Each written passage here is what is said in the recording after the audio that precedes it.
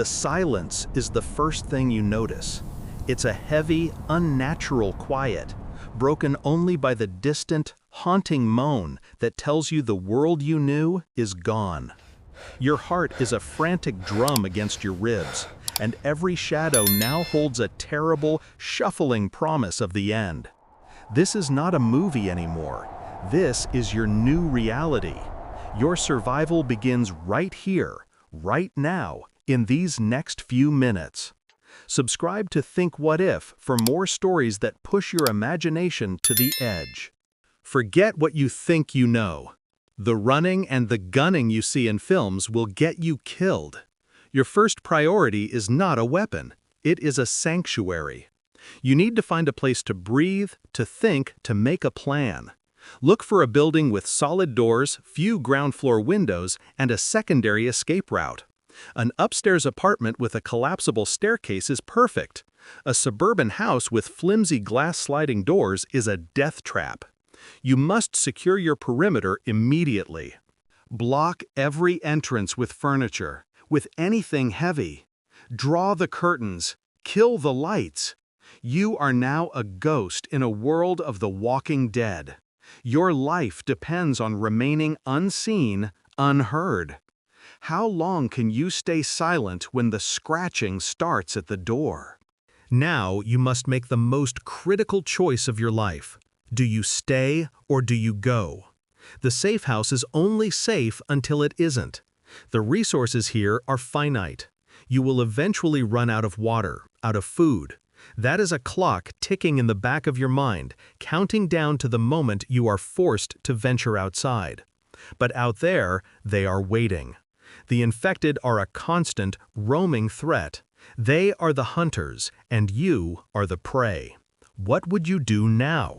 Would you risk the unknown horrors outside for a chance at sustainability? Or would you slowly starve in your fragile fortress? This dilemma will define you. It will break you or forge you into something new. Let's talk about water. You can live for weeks without food, but only 3 days without water. This is your absolute lifeline. The moment the taps run dry, panic will set in. You need to find it, store it, and purify it. Your water heater tank is a hidden reservoir. The rain gutters on your building are a potential source. But every drop must be treated as if it is poisoned. A single sip of contaminated water and you won't need a zombie to finish you. Boiling is your best friend. If you can't make a fire, chemical purification tablets are worth more than gold. Your thirst will become a constant, nagging companion. How far would you go for a clean glass of water? Food is a different kind of beast. It is about energy, not pleasure. You will raid your own kitchen first, but look for the high-calorie, non-perishable items. Canned beans, packets of nuts, dry rice. Do not be tempted by junk food. The sugar crash will leave you sluggish, vulnerable. This is where you learn to see the world with new eyes. Those decorative bird feeders in the park hold edible seeds. Dandelions growing through the cracks in the pavement are a source of vitamins. You are no longer a consumer. You are a scavenger, a forager. Every morsel is a victory. What would you be willing to eat to see another sunrise? Now, we arm you. A weapon is not for heroics. It is a last resort, a tool for creating distance between you and the threat. The goal is not to fight. The goal is to escape. A crowbar is perfect. It is solid, heavy, useful for prying open doors, and for a single decisive strike to the head. A long, sturdy walking stick can keep them at bay. Guns are a liability. The noise will draw every single infected thing in a 10-block radius to your position. That single gunshot is a dinner bell, and you are the main course. Your best weapon will always be your mind, your ability to stay calm, to assess, to run. Can you swing that crowbar when it's your only way out? The world has become a sensory minefield. Your eyes must learn to see the signs others miss. A trail of dark, viscous fluid on the pavement. A single discarded shoe on an otherwise empty street. A door left slightly ajar when every other one is sealed shut. Your ears must filter the wind from the moans. You must learn the difference between a clumsy stumble and a purposeful, shuffling gait. And the smell. You will never forget the smell. It is the sweet, rotten scent of decay that hangs in the air like a fog. It tells you that death is not just coming, it is already here, all around you. This is the new normal. Can your senses handle this constant assault? You cannot do this alone.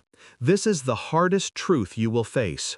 The loneliness will whisper to you in the dark, tempting you to give up. You need a group. But choosing the wrong person is a faster death than any bite. Trust is the most valuable and dangerous currency left. You need people with skills, a medic, a mechanic, someone who knows how to grow things. The strong, silent type might be a liability if they cannot follow orders. The loud, brave one might get you all killed for a can of soup. Your survival family is your new world. Who would you trust with your life? There will come a moment when you are cornered. Running is not an option. Your training, your preparation, your will to live, it all condenses into this single explosive moment. You do not fight with rage. You fight with a cold, terrifying efficiency. The goal is to create an opening, and then you run. You do not look back at the carnage. You do not stop to see if it is still moving. You run until your lungs burn and your legs scream. You find a new hole to hide in, and you tremble. You shake with the adrenaline, with the horror of what you just did to preserve your own life. How far would you go to survive? The answer will haunt you. This is not just about enduring. It is about adapting. You are evolving into a new kind of human, one who finds beauty in a world without people. The sight of wildflowers reclaiming a city street. The profound quiet of a night untouched by traffic. There is a strange, terrible wonder in the collapse. You are witnessing the end of one world and the slow, green beginning of another. You carry the memory of the old world like a ghost. You are its legacy. What kind of legacy will you become? The outbreak was never the real problem. It was a symptom. It was the final, violent correction for a species that had lost its way. We built glass towers and forgot how to build a fire. We filled our lives with noise and forgot how to listen to the wind. You have been given a terrible gift, the chance to start over, to rebuild from the ashes.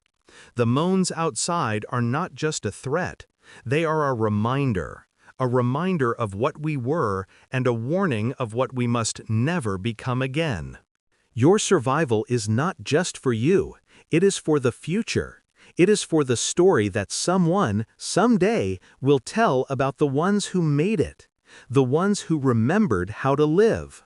Subscribe to Think What If for more worlds you should never forget.